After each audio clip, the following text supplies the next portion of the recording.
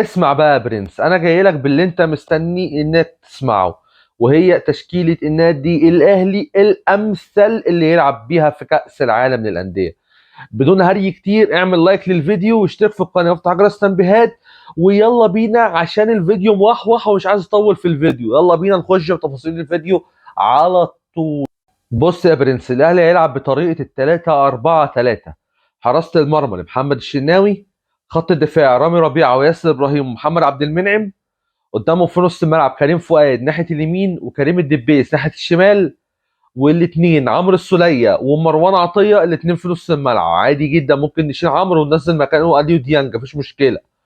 قدام بقى في خط الهجوم هيكون متواجد بيرسي تاو في ناحية اليمين، وامام عاشور او حسين الشحات، بس انا بقول لك حسين الشحات ناحيه الشمال.